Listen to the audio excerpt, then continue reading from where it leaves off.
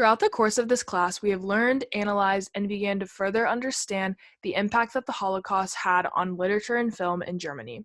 As a class, we have gained deeper understandings of different portrayals and examined how history was misconveyed and twisted. Personally, as a whole, this class has helped me further question and understand how discrimination, genocide, and remembrance correlate with each other. From reading accounts of survivors as well as their children and grandchildren, I was able to gain a greater grasp on some aspects of the Holocaust that are not always deeply examined. To begin the discussion, I would like to touch on Primo Levi's survival in Auschwitz.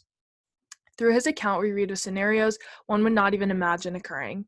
Levy shows unwavering resilience and courage throughout his time in the camp. From his life basically being saved in the infirmary to witnessing his friends die, Levy endured the gruesome parts that genocide brings out. The aspect that stands out the most to me about Levy is that he wrote this account just a year after he was liberated from Auschwitz. His memories and experience were still fresh in his mind.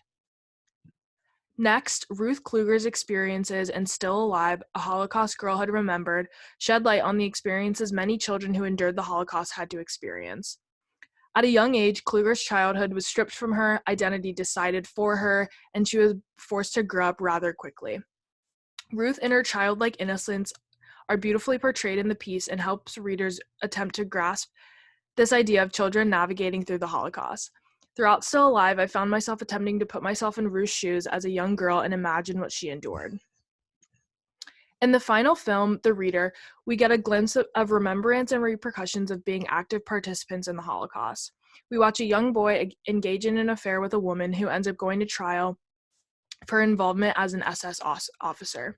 During her trial, Hannah is forced to relive the events at Auschwitz as there are victims to recount her actions. Michael is present at these trials and is clearly affected by her life sentence. Later down the road, he is able to provide her help, but shortly before she commits suicide. Michael's relationship with Hannah and how he is affected by both her trial and death reminds me of how one can be so indirectly affected by the events of the Holocaust without actually living them. In conclusion, I have learned a great deal from this course and have a better understanding of the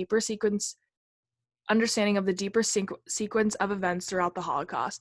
I have gained a more focused, detailed, and meaningful perspective on different survivor and victim groups, as well as how history has shaped how we study the Holocaust.